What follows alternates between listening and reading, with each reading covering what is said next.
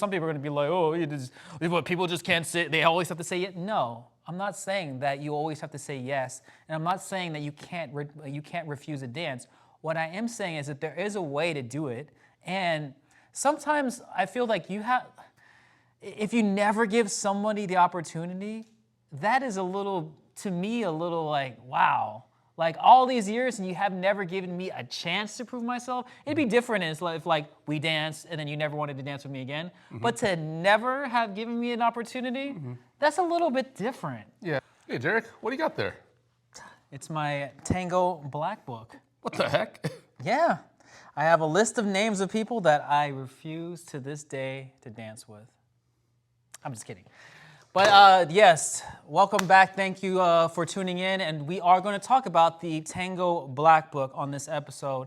And so for those of you who are unaware, it is quite common that you hear this quote unquote Black Book being referred to as almost like a banned list in someone's mind, where either some person slighted somebody in the past and then they go in the book, or they did something that really hurt their feelings perhaps, and so their name is in the book. But either way, we all, as a tango dancer, have some sort of secret black book of names of people that we absolutely will never dance with. And it is quite easy to get into that book and quite difficult to get off that book. Based on my experience, do I have some secret Tango Black Book? I'm not gonna lie, I did, right? I had maybe, and it's not like a long, I'm exaggerating with that large black book, but I did when I first started out have a quote unquote list of people that I said, you know what, when I get better, you're gonna rue the day that you did that to me, and I will never dance with you. And still to this day, there are a couple people on that list. So it is quite common. And what do you do to get on that black book? Well, it's a variety of things. But what about you, Rob? Did you have a tango, or do you have a Tango Black Book? Well, I've got a ban list and like a do not fly list, but yeah, but that do not fly list is really short, and I'm not kidding. It's only 2 people. Okay. And it was all personal attitude issues. It's just all personal issues.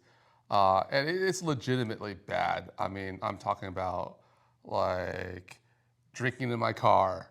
Okay. While I'm driving. I'm like, what the heck, dude? That's illegal. So stuff like that, stuff like that.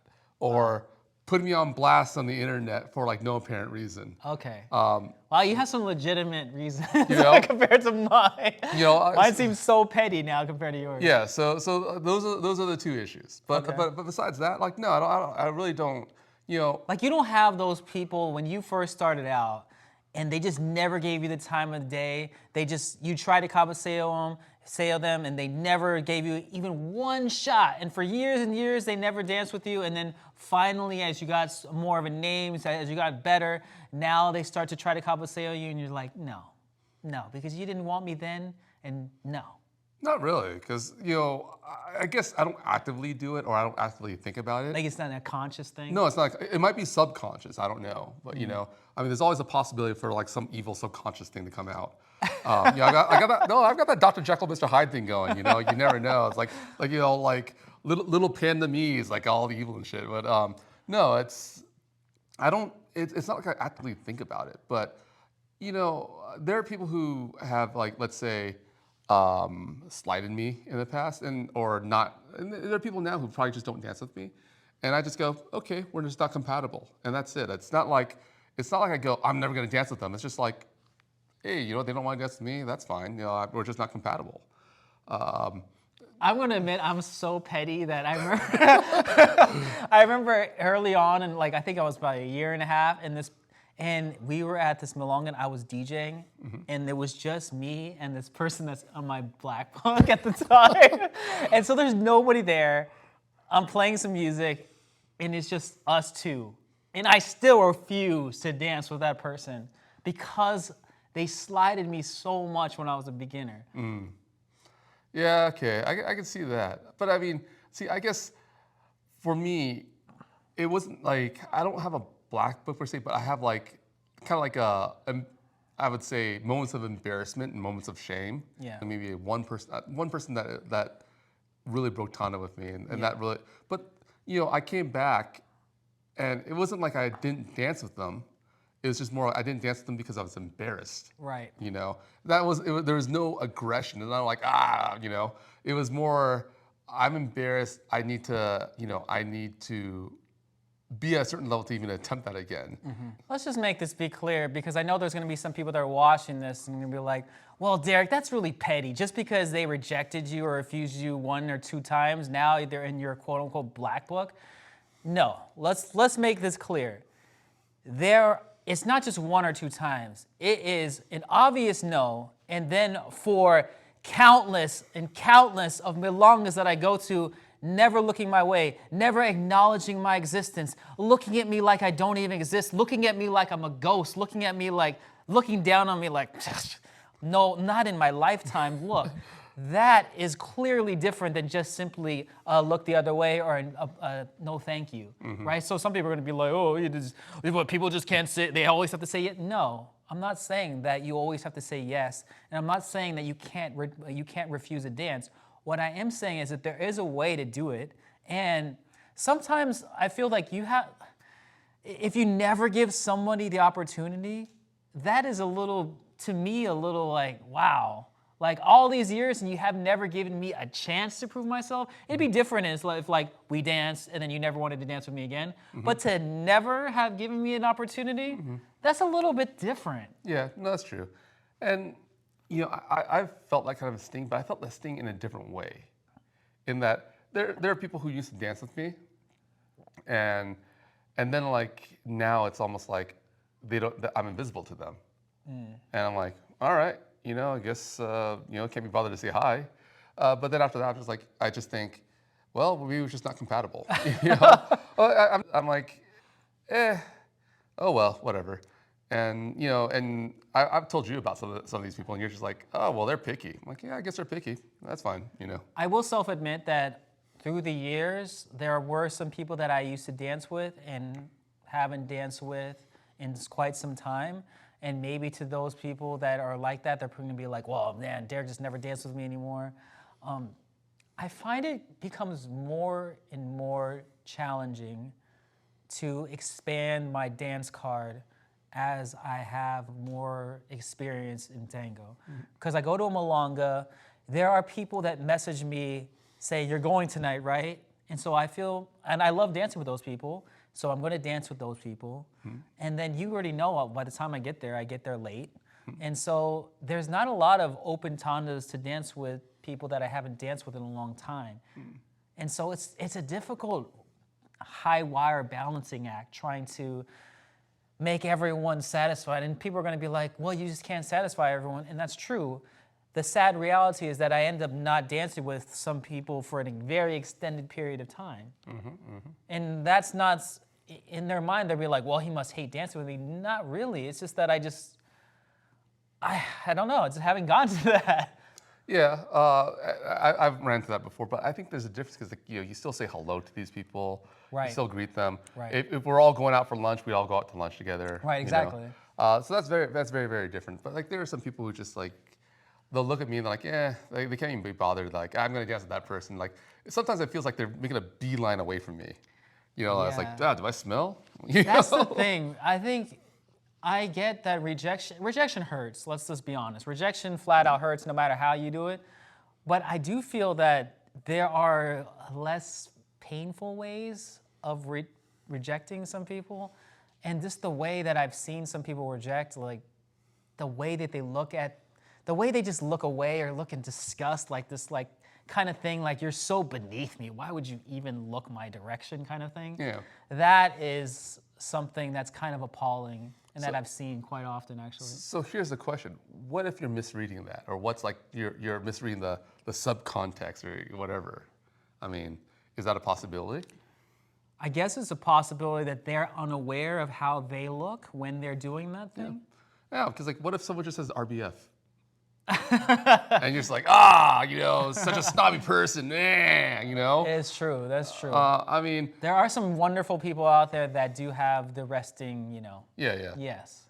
Because like, they're sweet. Yeah, I ran into a few of them. I'm like, I thought you hated me for so long because you just, you know? Yeah. And then it's like, wow, you know, like all this time, all I had to do was just go talk to you, you know? It's true. It's true. So, We do have false impressions of people and assumptions of people based on their appearance, based on their vibe yeah, that they give off. yeah. I mean,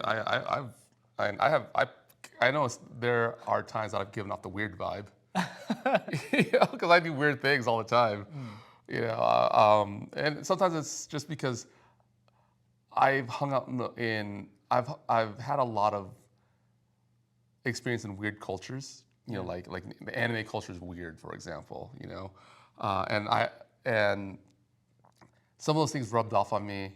Some of those things come out every now and then, which I think they're kind of funny. But then they're always looking at me like, huh? You know, like, what are you, like, Rob, that's just creepy, weird, you know? I'm like, oh, sorry, I didn't mean it that way, you know? There are some people probably asking, well, how do you get out of the black book?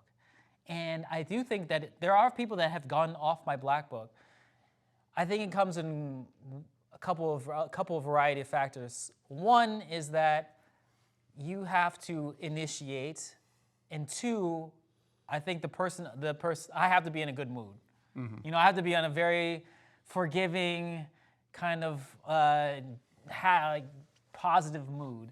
And I think if those things align, I think that then maybe one is forgiven, we dance, and then all is whatever. Okay. Do you have different degrees to the black book? Like there's a class A infraction, there's a felony side of it, you know, there's a life sentence. You know? That's fair. Honestly, there are not too many names in my quote-unquote black book at this moment, but there are still some names in there, and they're probably in the lifetime category. They would have to do something magnificent to get off that life sentence. They're gonna have to do a lot of community service. They're gonna have to start rebuilding some roads. Oh, jeez. I was gonna say something, but I know I shouldn't. I'm not gonna say it. Like, out of pure respect to people. But I think it is possible, and I think there are degrees. But it's gonna have to come from the person that is in the black book to initiate on their behalf. Okay. And that oftentimes does not happen. Well, maybe because like they're unaware, probably. Well, yeah, or they're going willy-dilly. It's like, oh, you know, and what if they're just like me, like, oh, well, you know, I guess they were just incompatible, you know? Sure, and then we just stay incompatible and stay at our separate ends of the Malanga. Yeah. And I feel like because it happens in the beginning, it just magnifies a little bit more in your mind because we go through a lot in the beginning stages of tango, and I'm just speaking, of course, from my perspective and probably from Rob's as well, is that in the beginning of your tango life or career, everything moves so fast, everything is so everything is so challenging, everything is so amplified, and so you just don't forget those things. You just don't forget the people that were nice to you when you sucked, and you obviously don't forget the people that were mean to you when you sucked. Yeah. And then so when you get better, you kind of remember those people that were nice to you when you sucked. Okay. Are you aware of any black book that you're on? That's a good one. Wow. I'm not gonna sit here and say I'm on nobody's black book, but I'm probably on a few people's black book for whatever reason. Maybe because I never looked their way or never danced with them, and so maybe I'm in someone's black book. Yeah, I'm pretty sure I'm on a few. I just got a mouth on me, you know. I mean, that's a good question. Because I think it's hard to tell. It's hard to know, right? Yeah. I mean, I think after some of the things I've said, I'm pretty sure I'm on some people's blacklist. I think the only way to know is if the person that you're on in their black book, if they are a very desirable dancer, and you just for whatever reason, Malanga after Malanga after Malanga, never dance with this person, maybe you're on their black book. Yeah, but then I'm also I'm also very oblivious sometimes too. So what do you mean? Like, I'm pretty sure I'm on someone's blacklist because I'm highly opinionated, and maybe like my views aren't that popular. So yours is based on non-dancing. Yeah, I think mine are based on because I don't break tanda. I don't break tanda either. I've never, You know. still to this point, my streak is intact. Okay. Your streak is intact too. No. Well, kind of. Oh yeah, you did the sacrifice. I did the sacrifice. Yeah, I remember that. Okay. Actually, I did the sacrifice Twice? More than once? Yeah, more than once. Okay. More than once. Or I was lucky that she said thank you, not knowing I'm like, okay, bye. You know.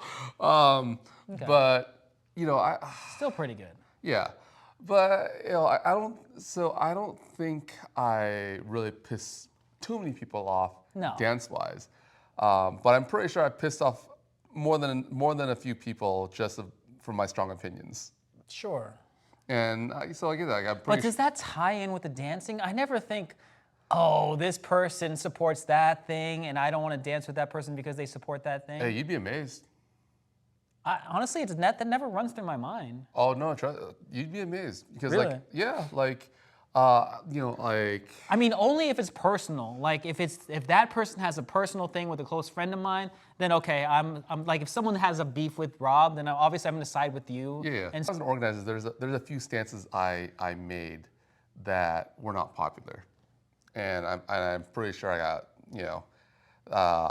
on more than a few people's blacklists from that. I'm pretty sure I'm on someone's blacklist because they're like, oh, Rob thinks, and because of course it gets taken out of context. Yeah. And then it's like, hey, Rob thinks this. Like, maybe we're gonna make a lot of people's black books from our YouTube channel. Yeah. Well, I'm pretty sure of it, you know. But hey, you know what? Like everything I've been is very honest on this channel. You know, Sure. I mean. I think I'm more honest on this channel than I am in person, to be honest. Maybe because I don't have a face in front of me. Right. And I could and because you're with me, it's almost like, because I'm very honest with you. Mm-hmm. So I just talk off the cuff. So I'm pretty sure someone just goes, oh, I can't believe Rob thinks that way. You know, I'm pretty sure of it, you know? The problem is that, and if we've learned through this, is that no matter what we say, people are already going to hear it through their own lens or through their own ears, and they're going to interpret it the way that they come into the thing wanting to interpret it as, even though it's completely out of the context.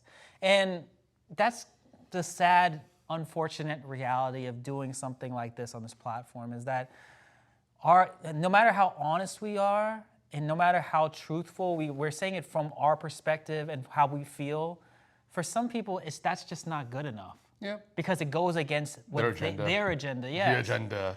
But why do I have to believe in your agenda if what I'm saying is my honest truth? It's not like I'm not out there subjecting your opinion. I'm not out there, casting a negative thing against your stance or opinion. I'm simply sharing what is truthful to me. Yeah. Well, And so what is wrong with that? I don't understand that. People should not be shamed or put down because they are sharing their truth that is not hurting anybody. I'm not going out there and advocating for something. I'm simply just sharing a perspective. Well, back when I was an organizer, I mean, people have come up to me and said, Robert, you're very influential, and you should use your influence the right way. The right way. That's interpretive. You can interpret that as. And that's the thing. It's like I made a lot of stances that made a lot of people not very happy. Mm-hmm. And I believe those. I took my stances as the right way, right. But you can't win all the time.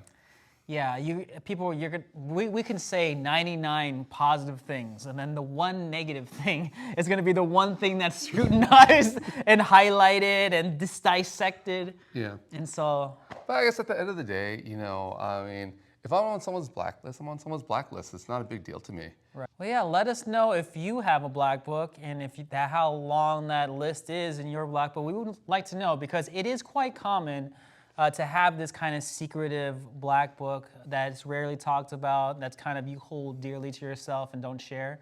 So we would like to know, do you have a black book? And, we're right here with you. Yep, and better yet, if you want to bury the hatchet, now's your chance. But yeah, thank you all so much for tuning in, and we will catch you on the next one. All right, we are back, and we have a brand new segment, and this is called Tango News. And so we wanted to dedicate a segment that focuses on what's currently happening in the tango world and what are some interesting current events or current postings that are going on in the tango scenery across the way. So this recent post is by a well-established dancer. She is actually she owes me a private lesson. Should be a private lesson. Yeah, I won I never win raffles, and the one time I won a raffle, Fernanda Guy was here, and I won a free private lesson from her. Oh, wow. And I never redeemed it. I just she left. Is it still valid? I guess it's still valid. I think she jokes about it to this day. Like, you can get your private lesson anytime, Derek.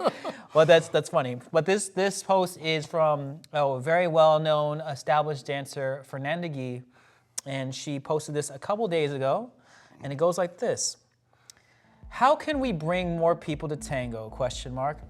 Dear tango organizers and tango community in the world, I have been reading a lot of opinions recently on how to bring new and young people into our tango, and I have some concerns that I would like to share.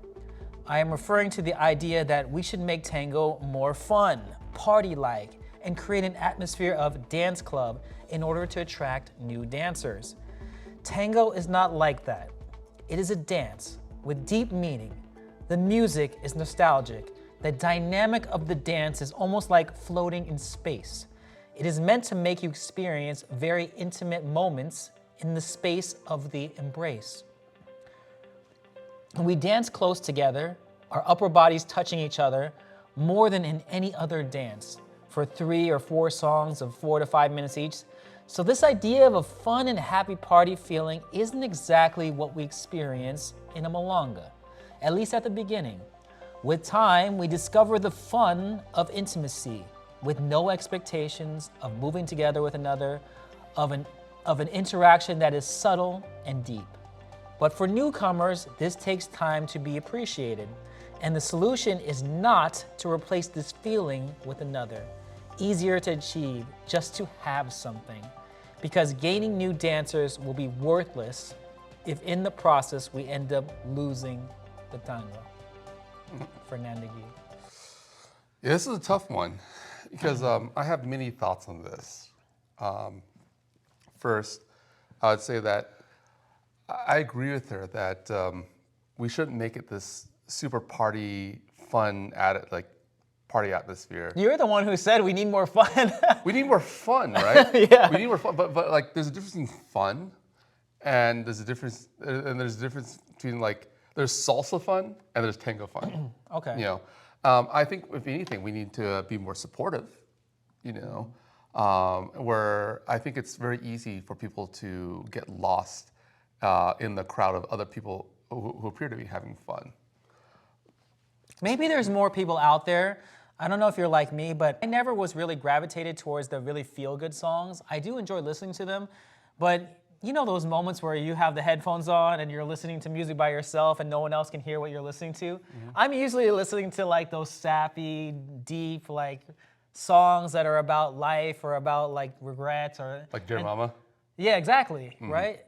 Dear Mama is a song by Tupac, but anytime you hear Tupac songs, it's mostly some of his party type songs, right? You never hear like Dear Mama played, but when you're listening to your headphones, like that's what that's what I enjoyed listening to, right? It wasn't the club bangers, Okay. right? So I'm part of that demographic that kind of lends itself towards tango in a sense that there's something in that kind of angsty, regretful, sorrow thing. I like painful ballads and songs, and so kind of just right up my alley. Okay. But I'm not everybody, and that's not every person out there. Yeah. No, I get that. But I guess, to me, like, I always focus on 2 things. Accessibility through cost. And, you know, I'm going to say something that a lot of organizers are really going to get pissed off about. And I think that it's really this. Everyone's raised their prices after COVID. And I understand why, because, you know, rent's gone up, everything's gone up. How do you make ends meet, right? But part of the issue is that when we raise the price, we've also like hamstringed ourselves because it's really hard to hit critical mass.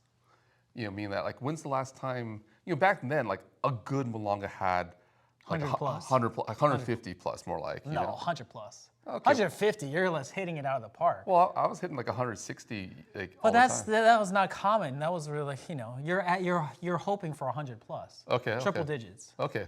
All right. All right. 80, 70 something is about, you break even almost like. Okay. All right. But now it feels like 40 is a good night. Yeah, 45, 50. And I think that's the problem. Is like, you see, when I talk about critical mass, what I mean is that when you're at 60, it's easy to get 80. But when you're at 20, it's hard to get 25. Yes. And I mean, look at our practic on Mondays. the first casualty of a bad economy is entertainment and the arts. So Well, I mean, if you just look at the clubs in general, there used to be thousands of clubs, and now there's a few hundred. Yeah. And now people are not going to clubs nearly as they were in our 20s. Like we saw the club scene so popular back then. Now it's not nearly as no, they're dying. They're dying bad. It's really bad. And then people are just looking for cheaper alternatives. So that's what I mean. Like either I think we need to either lower our prices or provide more value. That's the first thing. The second thing is, I think we need to provide more support. I mean, how many people go to a Malanga and like sit out all night and not even and no like I mean, granted that will happen from time to time, but how many people sit out all night and no one says hello to them? Yeah, that's true. That's The customer service aspect point you always drive home. Yeah, like customer service is crap in Tango. I mean, you have 4 hours. In 2 hours, I said hello to 160 people easily.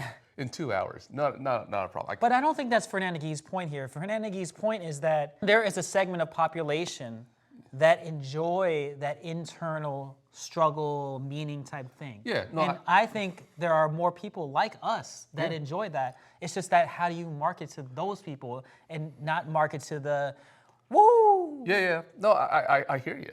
But what I'm getting at is that let's start with customer service before we go to the woo, with the razzle dazzle, because everyone's looking for a one-trick pony, like not a one-trick pony, like a panacea, they're like, oh hey, if we do the razzle dazzle, we're gonna get everybody, It's never about just like tango, it's never about one thing. It's about all the fundamental things in place working together. And that's why I drive customer service so hard, because I think that's the one place we're really lacking and the one place where everyone needs support in. But in terms of not the business side, in terms of actually the authenticness of tango and the dance itself, I agree with Fernando Gui. Yeah. I think that it does cheapen it. I think that the more we water things down, the more we try to open the floodgates and try to say that, I think it does, in a certain way, diminish. Maybe we need to get away from the big ballrooms and go back to maybe having small, tiny parties where it's only 30 people. That's not good for the organized, back to the business thing. Yeah. But I will say that her point is mostly we have almost let's just take something that's hard to get into, like the Marines. Yep. To be a Marine, you have to pass all these qualifications like IQ test and physical stamina and all this stuff. And to her point, we are lowering the standards and saying, well, before you had to run a 4-minute mile, now you have to run a 7-minute mile and you're good. Yeah. And it's lowering the quality of what it can be. Yeah. No, I agree with you. So this is what I think. You're gonna give the razzle dazzle and do whatever because they're like, I'm gonna do that, right? Yeah. I would actually challenge some organizer out there to go hardcore tango, because then you're gonna find the people who really want hardcore tango, But how do you get to those people? Again, how do you appeal to the internal meaning kind of thing, people? That's tough. Because everything that's commercialized is usually appeals to the outgoing. Yeah. So make it life of the party people. Dude, make it super elite.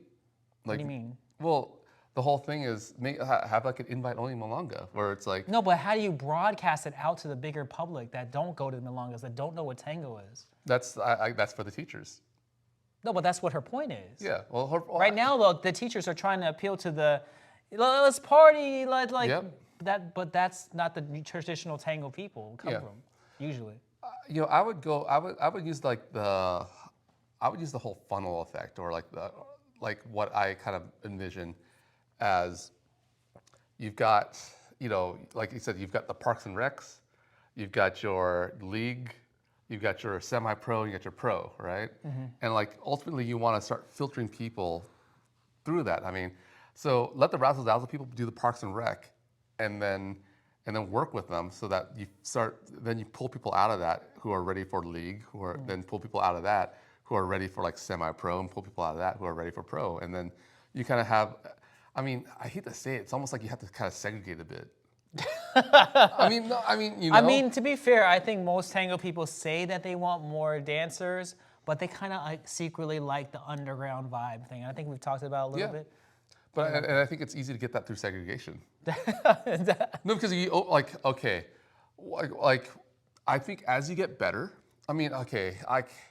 as I've gotten better, I've gotten more picky. Sure, that happens. And it's hard for me to dance with people, and because I'm like, like I'm looking for emotional content, and it's like, how do you get it out of people who are just throwing like every single embellishment in the kitchen sink? Yeah. Where like when I was new, I'm like, oh, embellishments are great. I love boleos, I love ganchos, I love all these things. And now it's like, I don't care for them anymore, And so it's almost to the point. It's like tango is not fun. Stop trying to make it fun. No. Ultimately, it's not that. It's a different pursuit. Yeah, I know. It's kind of like it's like there are people who try to dress up like, okay, tango to me is like a really exquisite plain cake without any decorations. Really? Yeah. Okay. And it's very exquisite. Like you focus on the cake, right? Yeah. And there are some people, let's say it's like the Costco cake, where it's like it's crap cake full of sugar, and they're doing like designs and frosting, and it's like, let's make a flower on that thing, but it's a crap cake. Yeah. Yeah. There's only so much of that, so that's what I mean. It's like there's a scheme of there like you get what you pay for, right? And I think that maybe tango needs to go in that direction where it's like, maybe we shouldn't have weekly milongas. Maybe we should have monthly milongas. Like we do. No, what I mean like monthly, as in like there's only a few in here, so that it's only meant for the people who really put in all the effort. Where the weekly milongas are for the people who love the Costco cake with all the frosting and everything. But if you want that like extremely exquisite plain cake, without invite only once a month milonga. Yeah, like or like semi-annual or whatever, that's what I mean. Okay. Because do you really need to? You got to qualify to get in our milonga. You got to. It's a country club. Black belt milonga only. Yeah, country club. Because that's in a sense that's the thing. And here's the sad part. The sad part is someone's got to be the villain to make everyone else like push. I mean, Gordon Gekko, from Wall Street's like, greed is good. Yeah. I hate to say it. It's almost like for tango, elitism is good. No, I'm not kidding. I've always been Mr. Community, but I hate to say it, but there comes a point where someone needs to just go, elitism is good. And just run with it. Yeah, because the whole thing is like, it's not for everybody. This space is not for everybody. This space is for people who are hardcore, who know the codigos, sorry. For the people who like really like train every day, who like, do the whole like, I will suffer for tango thing.